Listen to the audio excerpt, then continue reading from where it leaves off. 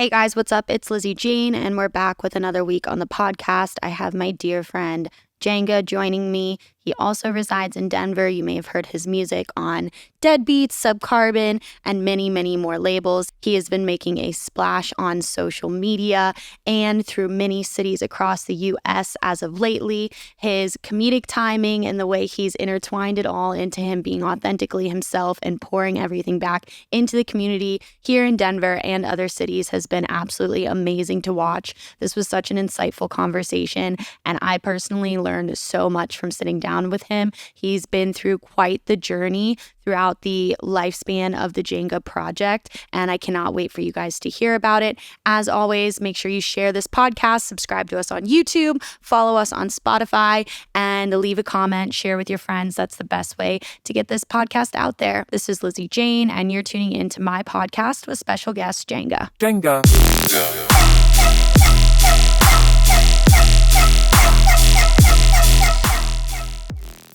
It's been crazy to watch your journey. I feel like you've made a lot of reflective posts lately where it's where I've been, the journey I've gone through, where I am now. Everything with the Jaenga project, the music. I remember when you and I had chatted about, we were in Tampa, you were down doing mixing at Spot, or you were mixing a band. And then you were also living out of your van at the time. Yep. Still traveling. Yeah. And now I feel like you're a totally different person. Yeah, it's a lot of change. My hair is shorter. I'm able to make, pay rent with music, which is super cool. I wasn't able to do it back then. I think that time back then, I think I was still getting my bearings with everything. I changed the chapter into I'm not sure what happened, but my entire paradigm completely shattered, and I had to remake the way I viewed the world.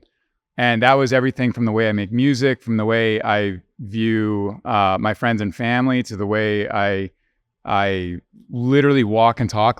Everything shattered a few years ago. And from that, I was able to basically rebuild a life that I really love now. And I wasn't able to do it back then because I didn't have the knowledge that I guess I needed. I had to go through all the tumultuous shit just to figure out what was up from down. It's that life experience. It's almost the saying, when you hit rock bottom and there's nowhere else to go but up. Yeah. You get to reanalyze everything. And if you don't mind me asking, can you disclose what happened? Yeah, in your, for sure. Musical life or personal life? So what happened? So, I'm a very persistent person, and I always have been. If I become obsessed with something, it can be a pro and a con. And I dived so deep into film and music for most of my youth, and it's been a gift because the world always throws stuff at you. It's always going to try and get you to do the 9 to 5. It's always going to try and get you to give up. And you might have friends that are not super receptive to what you're doing. They may not say you're not going to make it. They may not say boldly out front that you suck at what you're doing. But if they're also just kind of shrugging off a song that you show them, and they don't want to talk about it either, I don't think that's very, conducive to feeling you should move towards a career in it. Oh yeah. You're not getting much support.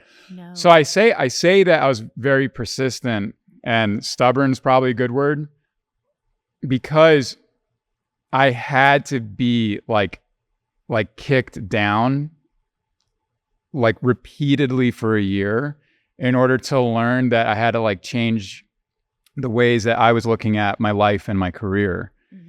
And what happened was, I had sold a film studio that I opened in Manhattan, and I had that running for a little bit with a partner of mine, James Rogers Gahan.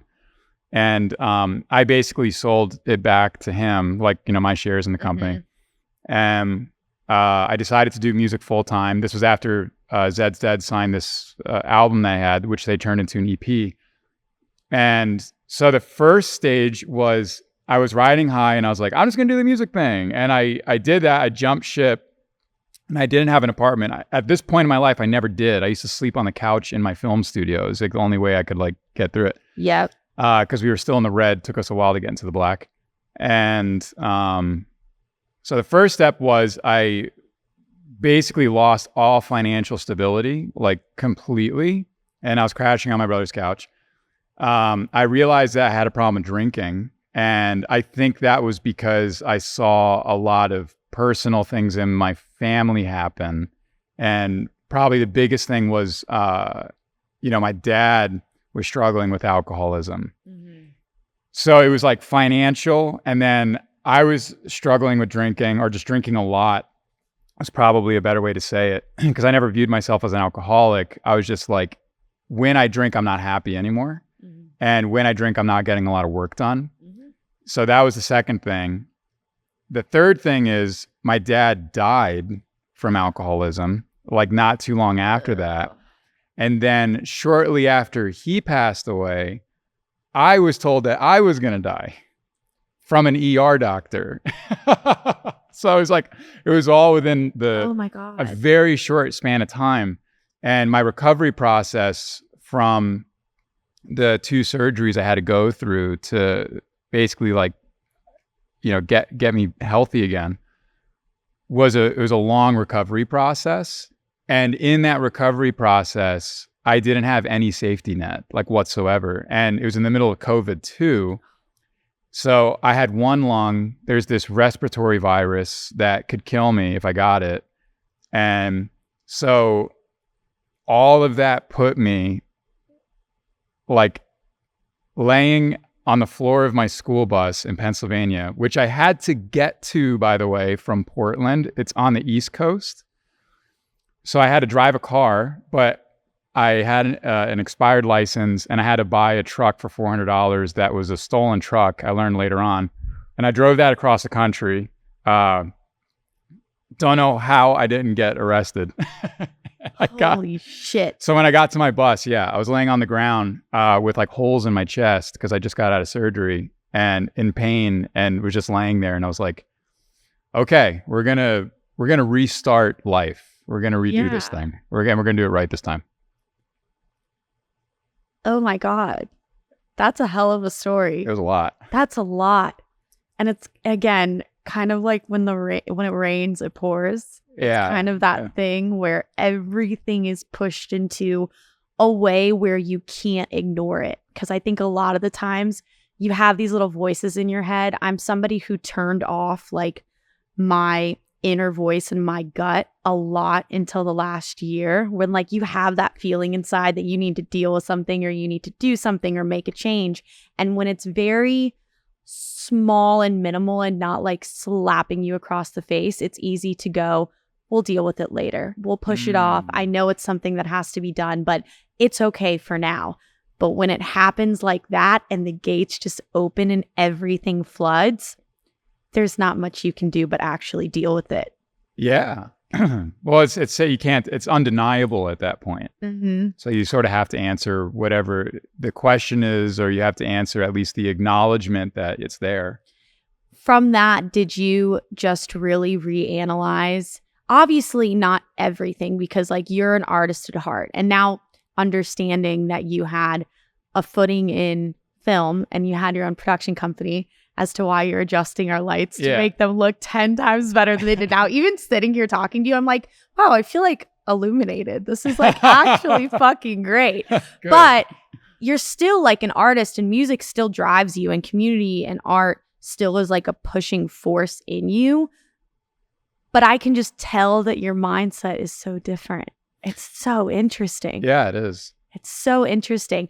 Did you just come out of it saying, we're going to try the opposite way of approaching everything we've approached up to this point? Or did you know exactly what you needed to do to get it done, to get where you wanted to go? I never know what I need to do to get to like a certain place. Like I don't know the steps, and I'm totally fine with that. So I didn't see like a grand picture, and I wasn't like, oh, this is like the exact way I'm supposed to do it now.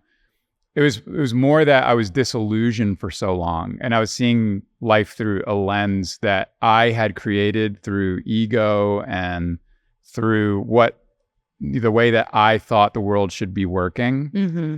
And I had to have that lens completely shatter. Like that was the only way I'd be. And the thing is, like, this is not supposed to be, like, what I'm saying is not supposed to be aimed at like career success at all. Like this is just like me just being a happy human on earth, because I wasn't always happy. And I wasn't always grateful. You know, I used to have this motto that I'd always say, by any means necessary. And that would push me forward through brute force of like, I just have to make an EP, and I have to make it by this date, and I have to play this festival or I'm a failure, and I have to tour by this age or I'm a failure. And it was always this sort of like by any means necessary type of deal. Yeah. And it wasn't conducive to the free flowing nature of art, and it didn't allow me to just be a human. So if I can pay rent and I can do what I'm doing, like if I could pay rent, if I can, like, you know, take friends out to dinner and, you know, all these other things, and if I could play like big festivals, that is gravy. That's really cool, but I don't need it. And it's actually not the main priority anymore. And the main priority for me is just like, well, it's a lot of things, but it's not those things. You know, it's like bringing people together and genuinely feeling that as satisfaction. And, you know, meeting people at like these little pop-up parties that I throw that have like become couples and now are getting married, you know, and that's like super cool for me. And, wild. And also creating this vision of what the reason I got into EDM to begin with, which was my brother, who used to tell me about all these like underground raves in New York. And festivals are dope, like no doubt. Like I love festivals, love playing them, but there's something about renegade culture and like pop-up culture and like creating an experience. Like Circle does it really well. Love Circle. They do it awesome. Yeah. You know, there's a few other YouTube channels and like companies that are able to provide these amazing experiences. That's shit that you remember until you're like forever. Yeah. Until you're like, you know, an old person looking back on your life. You may not even remember what DJ it was like, but the experience, the people you met. I mean, I think that's what's so interesting to me is when you think about what the culture of DJing used to be, it was never about the person standing on the stage. It was about like the culture and the vibe and the atmosphere and the experience that the music was also like almost narrating, almost being like music in a film or or a jingle or you know, music pushing forward a theme or messaging. It wasn't about like a singular entity, which is what the DJ artist has become now today. It's about bringing people together and like almost, I think it's so cool when you walk in a venue or even now with like the 360 sets where the stage is right on the ground and you're kind of way more immersive in it than it has been. But everything from like Circle to I even think about Death to I think about the companies that are independent promoters here that put on stuff like Maybe Forever, like all of those guys are doing something that I think consumers and fans and like lovers of music will appreciate so much. Like at this point in time, you and I have attended as fans, as performers, as artists, hundreds, if not thousands of events. And when you think back and you look back to the ones that you really remember, it's always about the experience for me. It's never about like, I would say I geek out when I'm seeing like Rush or I get to see Journey or, you know, like that's when I think I attach myself a little bit more to like the people on the stage versus in what we do. I remember like even like a Renegade at Imagine Music Festival in like 2019. Like I remember the artists that played. I remember the way that the stage was facilitated, and it was still one of the coolest experiences like ever. I remember Chase and Status under the bridge in Brooklyn. Like that's the kind of shit that I feel like you and many others are recognizing and able to push forward in a way where it's done safely and not in a dangerous manner, but also, you know, you get the mainstream crowds. And I just don't think an AEG or a Live Nation can do that. I don't. I think it comes from the independent culture. And as long as people show up and continue to support it, it's just going to keep growing. And it segues into what you're doing. Like you saying, like, I care about the community. I care about what I'm actually growing and building. I've sat here with so many people, and we've always used like Griz as an example. We've always used the people who have Pretty Lights as an example. It's about the community. The best fan bases are all focused on community. Sure. I think some of the most iconic, you know, groups, musicians, whatever you want to call it, of all time, they have very little to do about like their branding and their culture because it doesn't belong to them. Like the Grateful Dead. The Grateful Dead's a perfect example. Like the community actually makes it, and they can be the like ambassadors of it, I guess. I mean, they have to go up there and, you know, play the music that everybody loves, of course. But there's a drastic difference between somebody who just makes a lot of Spotify plays and somebody who builds, you know, a community that will travel the globe with them. And Grateful Dead, being one of them, they didn't create a lot of it. You know, their fans did, the community did, and I mean, to the point where it like freaked out Jerry Garcia. I mean, like, you know, they looked at him as like a divine being. Yeah, and it kind of like flipped him out. Yep.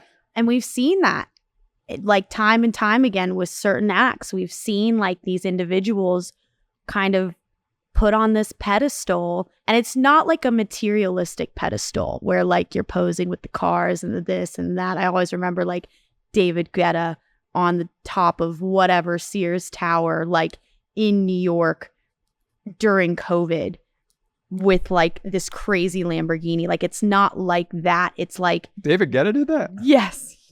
Damn, that sounds insane. Insane. But I'm saying it's very different than that. It's not them choosing to be put on this pedestal. It just happens. And then you get people like Jerry Garcia where they go, holy shit, this is crazy. And how do you process this? And how do you deal with this? And how do you go about it from a day-to-day standpoint, knowing that you're influencing so many people all the time? Yeah. I don't think them taking copious amounts of acid helped either. I'm sure. Probably not. I mean, I'm sure that definitely like helped the flipping out aspect of it. Yeah. You know? It's interesting. It's really crazy to see it on like a very large scale, all the way down to like, I mean, I remember when you started doing like these secret barbecues that you still do, but now it's like turned into this way bigger thing. And like, are you able to see that? Do you recognize how it's grown? Oh, I felt it at the last Under the Bridge show with Ghastly, right? No, so that was the last one. Okay, the one before that we did Under a Bridge, and I remember when I got on the decks, I had been running around. I was like trying to get this generator working and something with the sound system. And when I got on the decks and I plugged in, I was like, okay, I got to go. And like Jared's just like, dude, you should do it. You should go play. And I'm like, okay, I'm going to go play. And I went up because it was not a permanent event. So I had to make sure. Okay. Yeah. So I was like, all right, how long until the cops come and shut us down?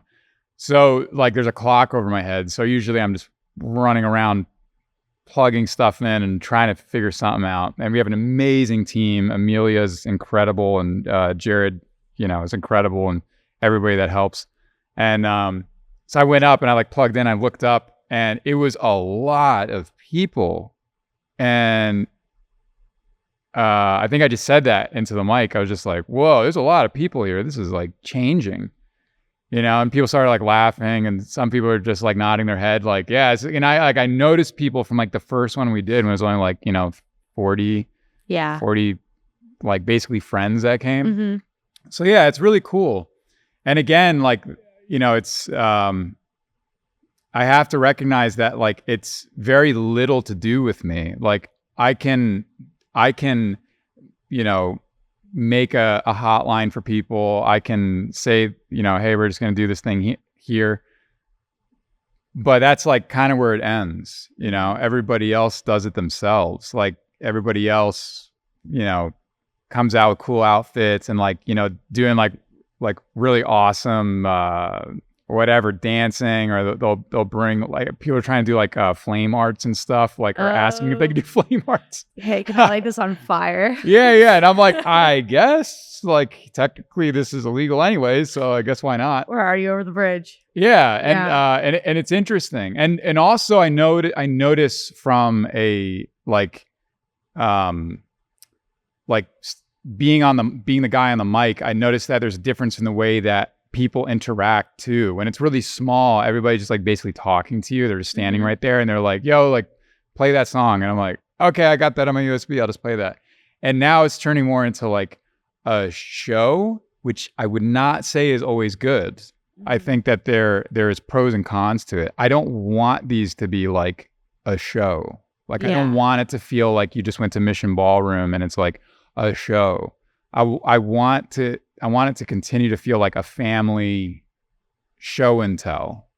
Okay. Like, hey, I'm going to like share my art with you and you guys are going to listen because I guess that's why you're here. Mm-hmm. And it doesn't really get crazier than that. I don't want to be above everybody. I want everybody to be around the CDJs. Yep. Like people are like with the gear. Like, I mean, they could just unplug everything if they wanted to. Oh. I mean, and like, weird things have happened. Definitely people have come up and just like randomly just like plugged in or taken a USB out. And I'm like, hey, it's renegade culture, man. Like, I don't know. Like, do you feel like it's like an adaptation of like what you would see at renegades at festivals, but in a more facilitated, like formal way? Definitely more facilitated. Because I mean, I'm sure you know about the bus. Yeah, that's what I'm saying. So let's talk about the bus. Sure. Some people may not know about the bus. Sure. People who are new on the Jaenga bus may not know about the OG Jaenga bus. So go into this bus that you used to like live on, have, travel, play out of. Yeah. So when I was 24, I basically spent my life savings on a school bus. Yes. And my life savings was $4,000. Love it. And I talked this guy down to $2,700 on this school bus. And yeah, I traveled the country just like playing renegade shows. And the thing was that nobody was booking me on festivals. I had no agent, I had no manager, and rightfully so. I barely put out any music. Like I didn't have any music. I made a ton of music. I had a bunch of music, but I thought it all sucked. So I never put it out. Mm-hmm. And I made a deal with myself. I was like, okay, at 24, I'm going to live like I'm going to, die in 12 months. And I wouldn't say that's the best philosophy, but, for me, I was so extreme when I was in my 20s. I'm still extreme now, but like way more chill. And way more chill. Way more chill. And so back then I was like, okay, 12 months. What can I do in 12 months? What would I want to do with my life if I was to die in 12 months? And I boiled it down. Because I always like saw the Rolling Stones and I'd see Steve Aoki and I'd see all these people and I'd see them doing something important, air quotes, like, okay, you guys are doing something important. And that was the first time I realized that like what they were doing, I questioned if it was important because, and again, nothing against festivals, nothing against big culture. I actually really enjoy it. But when you pay a lot of money to go to a show and you see a huge fucking stage and you see sponsors everywhere and you go home, but basically it was me when I was younger. I'd go home and I'd be totally broke. Yeah. And I just think to myself like, oh my God, man, I hope that festival was worth it because I'm completely broke now. So it like almost took everything good I got out of the festival and kind of like dulled that shine a little bit. Because I had to spend so much to experience it. Mm-hmm. So I was thinking to myself, like, how could I do this and do it for free somehow? And like, how can I do what these guys are doing and get the things that I would like out of it, which is to basically give that same feeling of like, that was an awesome time. And if no one's going to give me that opportunity, how am I going to make it for myself? So I just made a stage and just drove around playing from that stage. And it was a Trojan horse. So it would go into the festival as an RV. And then when the festival shut down, I'd turn my bus on. And by that point, I was able to get a 4,000 watt sound system into it. So that's basically 2 18 subs and 2 tops with 15-inch tops, which is not that much. But for a bus. But it was enough for a bus. It was enough for a bus. It was good for like 300 people maybe. Yeah. And that's exactly what it did. The festival shut down and I just like turned my bus on and it was like clockwork. And this is where like the community in my head and in my life started getting a new definition, because I was doing this for like 4 years and I realized that I was bringing a bus that I built, but everybody would be coming out of the woodwork with CDJs, with additional subwoofers. There was a kid that had an entire QSC, like full stage sound system that he brought to a festival. And he's like, can I put this in front of your bus? And I was like, sure. Like, it sounds great. And that was, I think Griz came out when we set that up.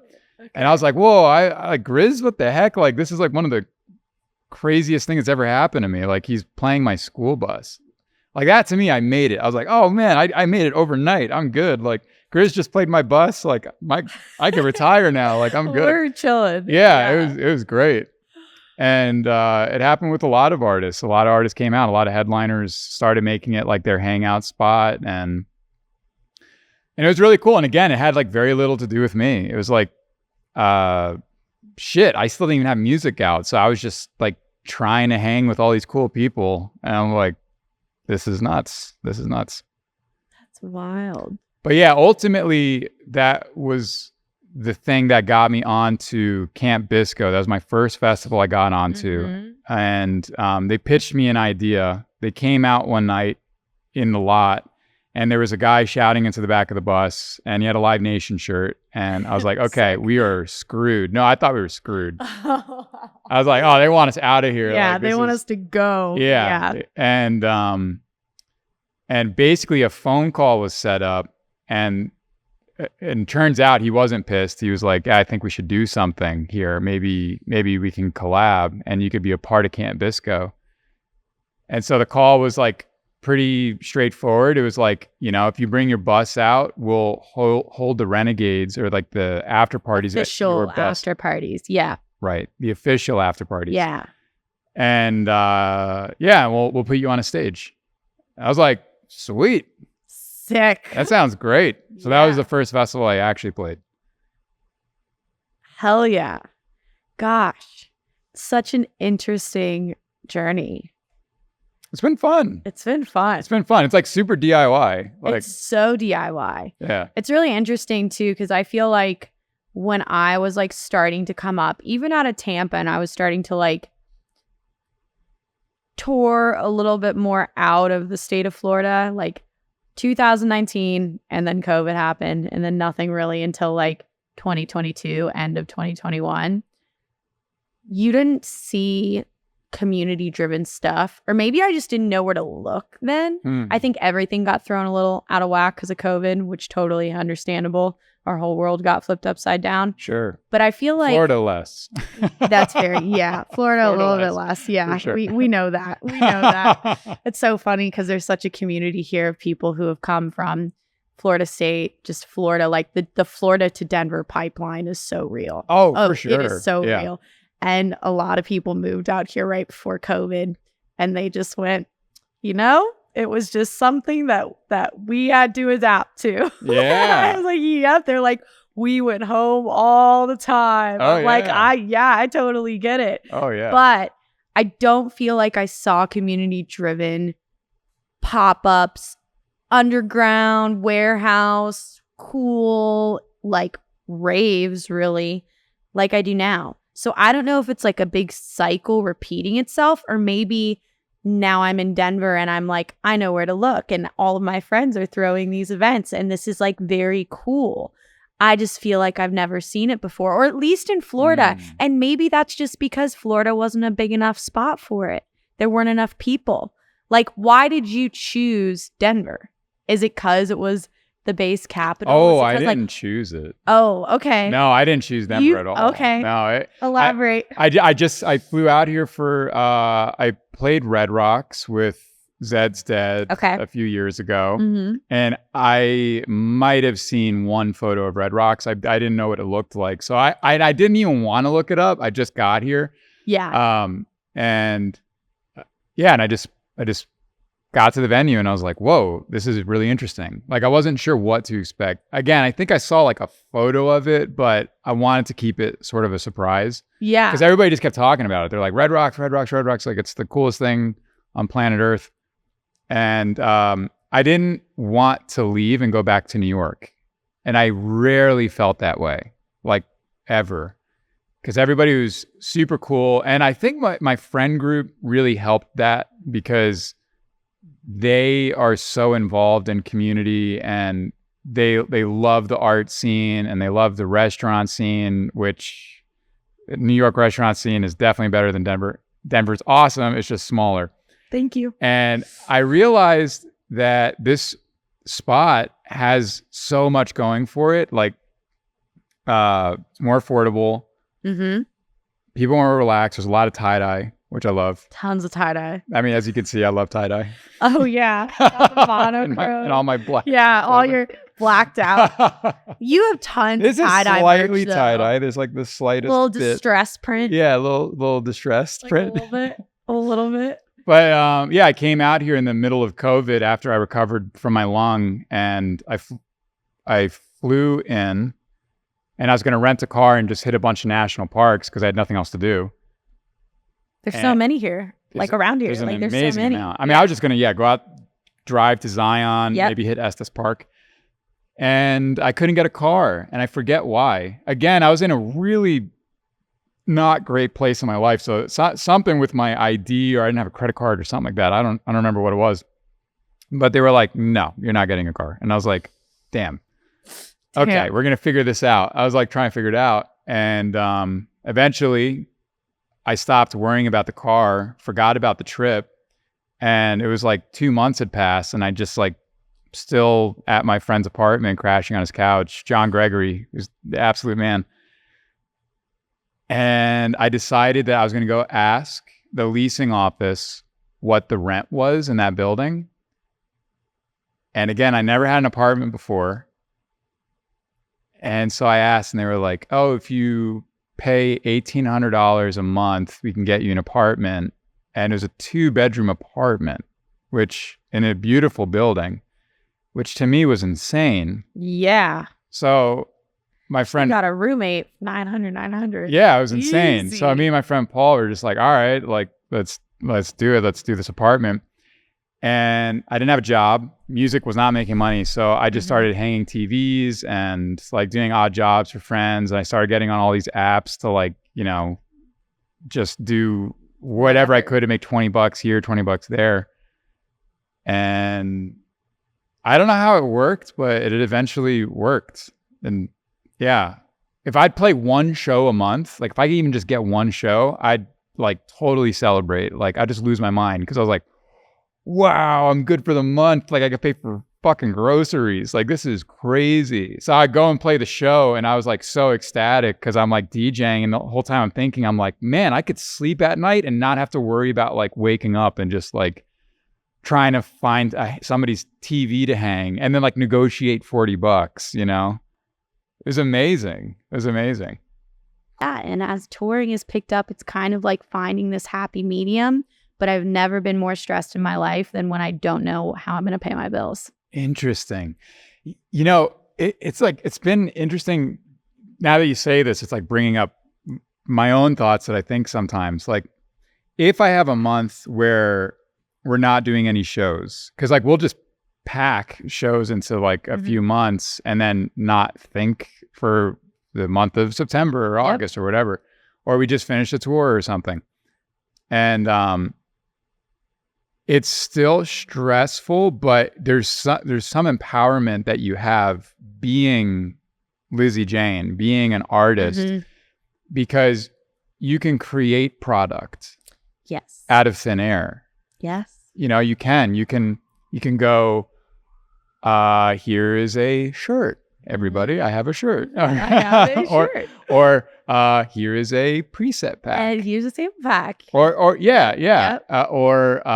I'm going to throw a little like debut for my thing, and maybe you could even do a free party and then split the bar sales, and that's like the most empowering thing. And I think as we get older and do this longer, it's cool because at least me, I can only speak for myself. I always thought that I was at the mercy of Big Brother, of like, big tech, or like, all the big, ambiguous people that wear cloaks around a big table and make the decisions for humanity, whatever the heck that is, And then I eventually realized, I'm like, oh wait, no, I think we can actually like take control over our own lives. And it's awesome to like think that, That's why it's like kind of the happy medium with social media, the conversations we have about content all the time, where a lot of artists haven't found an authentic way to really express themselves through the medias of social media. So they just say it's like deadening and this and that. But what social media has provided us is this alleyway to get in front of people all over the world who have no idea who we are, that then in turn may one day monetarily support us. So it's like you kind of have this give and take that you very much so have to figure out. And on that, because I usually, when I have a podcast guest coming on, I don't like to plan things. And I think people, especially the big boy managers and agents, are still understanding what an interview is versus podcast, because when we sit down, I really just want to talk. I don't want to say, here are my 30 questions that I'm going to ask your client, and is the sky blue, and would you rather have a cat or a dog? And those are old cats if they don't know that. I know. But you would be surprised. But with that, I went through your Instagram and then I listened to your latest EP, and you've always found the funniest. I mean, I even remember when you used to do like the Deadbeats streams, and there would be like 5 of you when you guys would play. Oh my goodness. Yeah. Totally. How did you like find your voice online to where you don't feel like it's just, oh, I have to make a reel. Like, oh, I have to like do this. Like, have you ever felt like that? No, not really. Like, I've definitely had days where I'm like, okay, I'm going to shoot in an hour, and an hour goes by and I'm like, okay, one more hour. And I'm like, oh, jeez, sun's about to go down. Okay, I just got to shoot, because it is work, you have to get the lights, and I have to like go across town to shoot at this location or whatever. But again, part of like me like getting rid of that lens I had of the world, my brother was the first dude to say, you should upload that to Instagram. That's like pretty funny. Because I made this thing in his apartment when he was so kind to let me stay on his couch for like a year. And I made this skit where all the Jaengas decided to be roommates. And so like, manager Jaenga lives with them, or, whatever. And one of them is trying to cook fajitas or something. And I was just thinking about just like a funny scenario of like roommates that obviously love each other, but there's always tension between everybody because they're like brothers basically. And so I made it, and I thought it was funny, and I showed my brother, and he's like, "That's funny, man." And this is like right when I got out of the hospital, by the way. Okay. So like I'm like literally I'm trying to even decide if I want to keep doing music, because like my whole life had changed like overnight. And my brother's like, "Dude, you should upload that." I'm like, "Nah, my brand's not like that, man." I said, "My brand isn't like that." Like, what the hell does that mean? At that point, my brand was just all like dark, mysterious. Like I was going for this kind of like super underground, like the underground of the underground, yes. Like it was almost, I don't know. Like, basement. Yeah. Like when I look back on it, like I think it was cool, like no doubt. And I actually like brands like that, but it isn't me. No. And that was something that I had to get out of. So my brother told me to upload it to Instagram. I'm like, I'm not doing it. There's no way in hell I'm uploading this like corny ass like video. And then I was like, okay, I could delete it. I could delete it. So I uploaded it and it just like exploded. For me, at least, it exploded. You know, I think average like count for me was like 300. That was like my top of the top. Yeah. I was like, okay. You're like, all right, so. Yeah, and it got like 200 likes within like 30 minutes or something. Yeah. And that to me, I was like, Big. whoa, the Matrix just broke. Like, what happened? Yes. So I just started doing more of that stuff. And I'm not afraid to fail. I'm not afraid to be cheesy. I don't want to be, but sometimes I put up really cheesy shit or really like not super well executed stuff. Mm-hmm. But I don't mind failing anymore. And I don't mind if people think something of me that is unfavorable. Like, I don't care if somebody's like, oh, that's cheesy as fuck. Or I don't care if somebody's like, that song's whack, you know? Because it's just part of it. Like, I can either do nothing, say nothing, and, you know, basically be nothing because of that. Or I can do things all the time, except that there's going to be whatever, like negative things that come out of it. But at least I'm doing something and growing something. I think that's such a thing where I deal with it all the time. Get in your head, oh, this isn't good enough. Oh, this, whether it's a reel or it's a photo or it's a song. Yeah. And you go, okay, well, this isn't what I'm trying to do. And this isn't, you know, to get that stigma out of your head where not doing anything is always going to hinder you a bit more than just going for it and not being afraid to fail and not being afraid to like try new things or try whatever. Like, the podcast was nothing ever in the Lizzie Jane brand universe. And we just decided to do it because I like to talk and we were in COVID.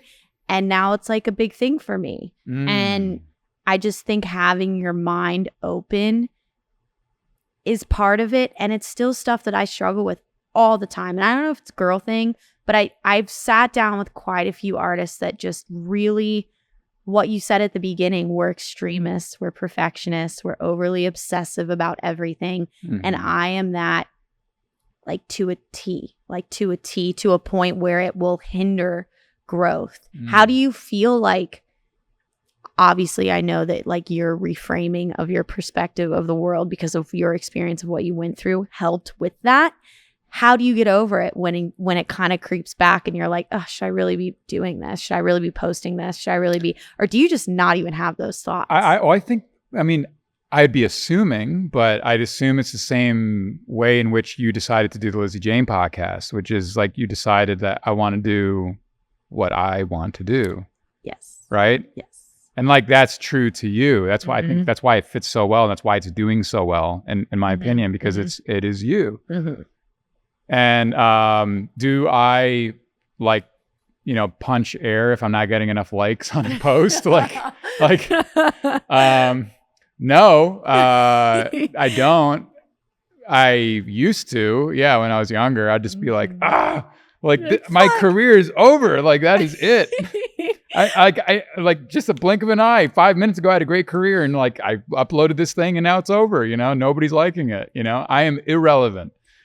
It's poison. That is poison, and it's a disease. You know, it's like it's not real. It's fake. It's totally fake. It doesn't have any impact on your career. Not posting has impact on your career. Yes. If you upload something and it does horrible, hide the likes. If it really impacts you that much, like, hide the likes, whatever. Yeah. And then move on with your life. Like, just put stuff out. Like, the way that I look at social media is it's not really about like that instantaneous impact of like getting 1,000 likes or something. It's building a portfolio, like a pool of work that new fans get to dive into when they find your Instagram. They go, oh shit, there's 100 posts here. And they just go through and they find their favorite songs or whatever the heck. And, but yeah, I don't really think it has shit to do with how valuable you are. Yeah. It really doesn't. No. Like, think about it this way. Some artists have very little traction on social media, yet they could sell out Red Rocks. Sell tickets. Yeah, they could sell Red Rocks. Mm-hmm. And they may have gotten 300 likes on a poster for Red Rocks saying like, I'm playing it. And, you know, any millennial is going to look at that and go like, oh shit, that's not going to sell out. And then it does. It just completely sells out because there's value to music still. Mm-hmm. It doesn't you don't have to just be like some funny person on social media or like put out viral things. Mm-hmm. Are you also looking at the Spotify plays? Are you looking at their tour history and their hard ticket history? Mm-hmm. If you're playing the same city every year and you're selling good tickets, people don't necessarily need to see your face on social media all the time. Like you could still make an insane living for yourself, like doing what you love. And no, you don't have to like, you know, figure out the algorithm. And you don't. The ever-changing algorithm. It'll help. It'll help. No doubt. It'll help. I mean, this year alone, I mean, I've seen artists go from 300 cap rooms to a little over 2,000. Actually, no, 4,000 cap rooms. So it does help. Yeah. If you can figure it out, great. And if you don't, that's not the end of the world. No. I think it's just the consistency, like what you said, like something doing bad versus not doing it at all. That will hurt you. And I think it's just over time, it eventually happens. Like I've seen it, especially this year with certain acts that I kind of looked up to when I got into this, and they've really just had a phenomenal year. I think yourself included, where it goes, okay, they worked really fucking hard and they figured it out. And like, then you kind of like reap the benefits that come with it. But it's so much work to get to that point and so many failures and trying and up and down and figure it out. Right. Okay. So something I see with you, and it's kind of like you're leading it into this. It's like basically something I see with you is that you're finding a way of being who you are, like who you love to be, right? Writing the music that you love, doing podcasts that you love to do. I hope love, you know. Absolutely. And so you're doing probably more work than you used to do. Oh, yeah. Yet it may feel a little less effort is going into those things. A bit more on pilot control. A bit more on like pilot control. A bit more on pilot control. Yeah. Okay, that's a good way of saying it. Yes. That's a good way of saying it. Maybe because you have built the strength to this point that you can do these things a bit more on autopilot. Absolutely. But still being innovative, like still in the lane of music. Like you just put out a big EP, right? A little bit ago. Mm-hmm. Yeah. On Subcarbon. Yeah. Yes, 4 or 5 tracks. Yep. I saw the whole mountain reel and I loved it. Yeah, it was fun. And it's very cool. It's always lovely because being out here, you can go like an hour this way and then you're just in the most beautiful landscapes ever. Ever. Yep. I put out an EP in May. An EP is like an interesting feat to me, but I still feel like I'm finding my sound. Do you feel like you've always known what your sound is? Are you someone that every time you decide to write an EP or you decide to write a collection of tracks, you're kind of pulling from different influences? I don't know what I'm going to be writing ever. Okay. Ever. All I know is that like I'm not going to write outside of what I deem Jaenga is. Yes. Because like Absolutely. Jaenga very much like one thing I always told myself, because I used to tour with a lot of artists and film their tours as a videographer. And one thing I always told myself when I was touring with them is like I would see artists that would go outside of their brand. Mm-hmm. And as a fan of them, I wouldn't like that. Yeah. Because I fell in love with the brand. And so as an artist, like Jaenga is my project, right? Jaenga is not me. It is a project that I've made, right? It never can be me, but everything you hear is from my heart. You know, it's like, it's certainly part of that. But I say that there's a separation because I want to keep Jaenga as a world that I saw from the beginning. Like I never want to lose that direction or that vision. Like I saw it as a world, and I saw it as a bass world. It was always bass music. It was always heavy 808. It was always inspired by certain bass artists that I liked. And I know what the colors are of Jaenga, and I know what the culture of Jaenga is. And it's almost like I abide by that constitution. Mm-hmm. I understand what Jaenga is because it came from my heart, and I don't want to break that constitution. I want to keep it within there. So am I going to come out with like a house album? Probably not. Yes. Probably not. Correct. Like, it'll always be within the confines of whatever those kind of rules are.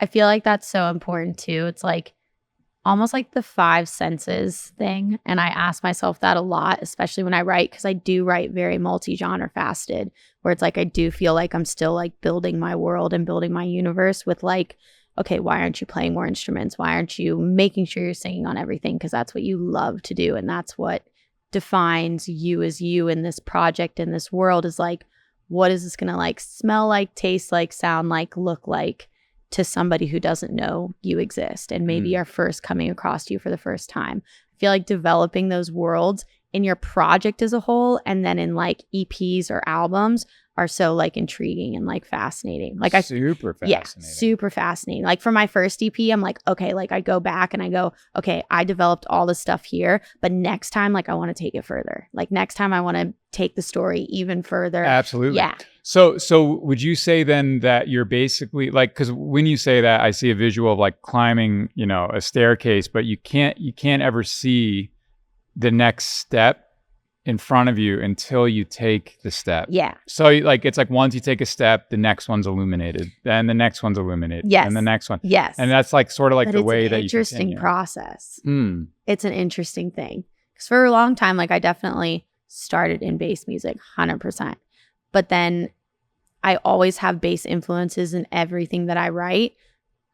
But I love more melodic influence stuff. And then I found that my voice really sounds great with drum and bass versus like heavy dubstep and kind of like those trials and errors, but still having a set that goes everywhere from like the bro step to the melodic D&B to like the 130-ish more bass house stuff. That's what I love. But it's been quite difficult creating a solid universe around that when every time I sit down, I'm like, there's a middle line, there's a happy medium between writing something that I know somebody is going to know as Lizzie Jane, whether it's coming from my voice or sound design or something that I'm doing song structure wise, to writing something that is making Lizzie Jane happy.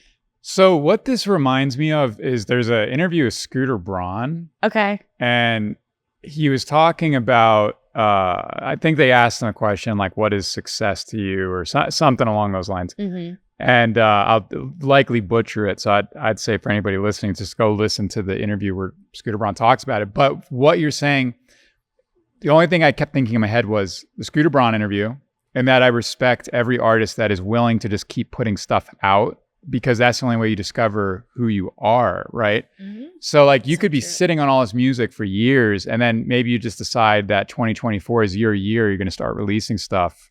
Well, you're like years behind, because you still have to discover that your voice sounds good on drum and bass tracks, that you like melodic things, that you even like to put your voice on stuff. I mean, that, I think, was that part of your journey as well? Oh, Like, yeah. even just putting your Coming voice on from stuff. like the band world, which like you've played in a band, right? Yeah. I think we had this Yeah. conversation briefly, but like coming from the band world, there was just one day right at the beginning of COVID where I went, okay, you've been releasing like dubstep, shitty dubstep for like 2 years. You're learning, you're growing, everybody's seeing like the flower blossom. And now you've kind of like been not like backtracked, but you're given this opportunity to really explore what you want to do with this project, because shows really aren't going on and you're not touring really anywhere. And Florida is the only operating state, period, in the whole entire universe and world. Sure. And from that, it was like, why aren't you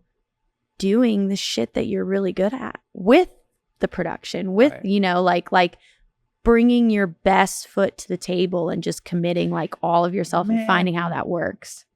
So like, if you, and I should probably still say the Scooter Braun thing is super interesting, and I don't want to forget I have to listen to that but because I haven't. I'll explain Yes, it. yeah. But to this point, because this is also really interesting.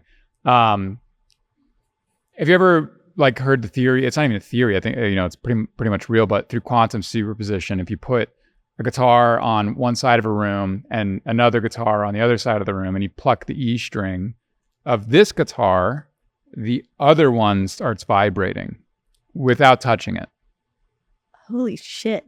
So you don't know that. I don't. Okay, it's really cool. So it's basically like you have two acoustic guitars. You can be over here. It's just you in the room, nobody else. But you pluck this one and the other one starts reverberating. And the interesting part about it is we don't know exactly what is going on per se, but we can localize it. Mm-hmm. However, through localization, we know that certain things hold this potential energy. And I think that all of us hold potential energy in us. And when we are doing something that is not truly us, it's not releasing that. So people aren't vibing with it. They'll see something you post and they just go, meh, that's not real. Like, meh, like you're not being authentic. Somebody hears you like talking, I don't know, on a microphone at a show, and you're like saying like things you think DJs should say. People are just like, meh. Like this guy's like whack, like he's just trying to be the thing. But like for some reason, when if you find out that you're an E string, which is basically AKA discovering yourself, and you decide to be the E string, then you're finally allowing people to hear you, and they go, "Dang, that's genuine, that's real," And there's something to that, discovering like who you are. Yep. So the other thing I'll say is, and this is back to the Scooter Braun, whatever thing that he said on an interview, which I've taken with me for years, is anybody who puts out music is discovering who they are, right, over time. Yeah. Which you keep doing. And he was saying it's kind of like if you have a line of people to go up to a bat to hit a baseball, and the first person to hit the home run wins, right? The rules of the game are anybody walking up to swing gets as many swings as they want. So you'd think the first person who starts swinging eventually is going to hit a home run, obviously, and everybody else in line is never going to get their chance. The difference is when the first person starts swinging, they're going to strike. They're going to hit some whack balls that don't go far at all. And then everybody gets upset. People start booing, and people in the crowd start going, "You suck, get off the plate," right? And so that person leaves, the next person goes up, they start swinging, and it's the same thing. People start going, "Boo, you suck," throwing their hot dogs or whatever. And eventually someone's going to get up to that plate, and they're not going to care that people are booing. And they're going to keep swinging, and they are going to stand there all day. Yeah. And they're going to keep putting out music. And it just takes one crack. Maybe it takes you forever, but you hit that home run and you're good. You're good. And you're good. You're good. And not many people could take the heat. No. Not many people could take it. No, not many people can fucking take it. And it's showing up really for yourself again and again and again and again and again. Sure. Because we've seen so many. I mean, whether it's a combination of people hitting the home run or them figuring out the algorithm or them pushing through in so many different ways, TikTok, the remixes, the bootlegs, the flips, everything that we've seen really prosper in the past, I would say 1 to 2 years, that like people just like fuck with. Everything moves in cycles, taking acapellas from the 70s, 80s, 90s, early 2000s, bringing them back, putting some crunchy dub stuff underneath them, and look what happens kind of deal. Like, it's just showing up. And I feel like I've always said that you're the only person that says when it's over, that says when it's done, that says when it's going to quit. Like, you're the only one who actually goes, all right, we're done. We're walking away. Right. Because, because no one else can do it but you. Yeah, absolutely. No one else can do it. And if you ever feel that way, I just think, man, you just gotta just just take a break, you know? Yeah. Like, it's not like there's a whole stadium of people like looking at you. I know, like I just said that whole analogy, but like, you can also just kind of stay in your own world, you know? Yeah. It's up to you if you feel like opening up an app and reading every comment on your SoundCloud, Yep. you know, about what everybody thinks of your music. Like, I personally do not do that. I don't care. That's not, yeah. The whole comments thing, I'm a huge fan of Joe Rogan, obviously, podcaster. Yeah. But oh, yeah. He's in your lane. he very much so says, I do not look at the comments. It doesn't matter if you have 1,000 followers or fucking 5 million. Just post, pump it out, done. Especially that guy. Especially Holy that guy. crap, Especially man. Yeah, that guy gets both ends of the spectrum there. He really yeah, I think does. Joe's great. I think what he's doing is great. And What I love, he's though, so is big. Like, he it's puts just on his like fellow comedians. Yep. I want like a Protect Our Parks, but for DJs. Oh, I want to do like a Protect Our Parks with like Mitch, Taboo, like you, like maybe some. Well, we're voice all out support. here. I know. And we just get together like every quarter, set up a big fucking couch and Yep. just go in, or a bunch of tables and chairs. Just come up with a better name. Like, We can't do Protect Our Parks, Protect Our DJs. I don't know. I still don't know what Protect Our Parks means. I think I it's supposed don't to be. either. I think it's Are supposed to they be like a park joke. rangers? No, I think it was like a joke, and I'm like, that is so inside of a joke. I still don't understand it. It's No. been like over a year. I don't understand it at all, but whenever I see it pop up on his Spotify, Protect Our Parks, I'm like, lock the fuck in. What drive are we taking? See, I've never listened to one. Oh, they're I've never listened to one. 'Cause I don't know what it ratchet is. and inappropriate and disgusting, and it's great. Wow. Okay. All right. Maybe And it's I'll like have to- Shane Gillis, and it's the maybe I'll have guys to listen to from one. Tony or whatever that comedian show. I don't know. I feel like there's a culture there that's happening with comedy where it's always happened here in Denver, but the community here, just living somewhere else and being involved in another community, just like you were in New York, which I think New York has really great footings.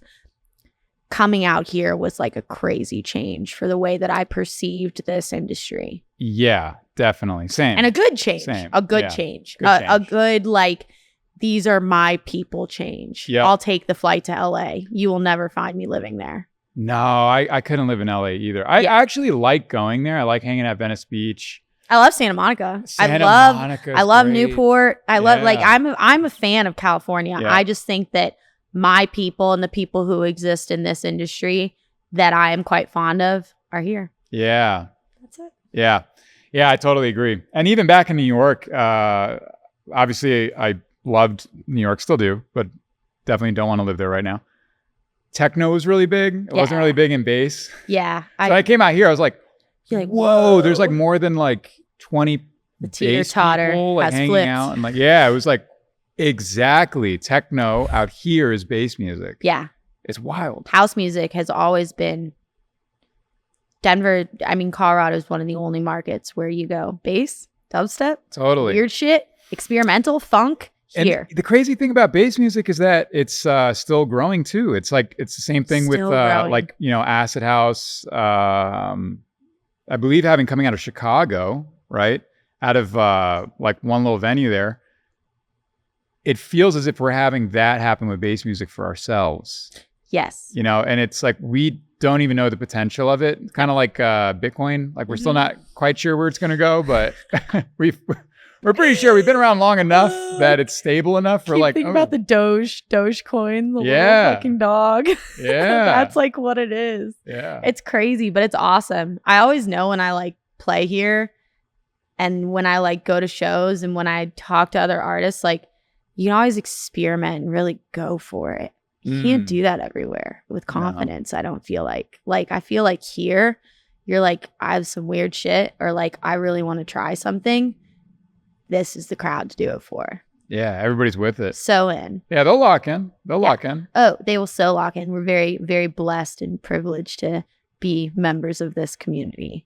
Yeah, 100%. Yeah. It's amazing. It's no, incredible. it's a good spot. And it's so cool that like you're actively building like this awesome community within the big community that is happening all the time. Truth be told, I'm inside so much, I walk around probably half the day. I'm not even kidding. But I'm like alone most of the time, like either writing music or like creating something or, you know, random like a barbecue sauce. By the way, I have a bottle of barbecue sauce for you. Oh my goodness.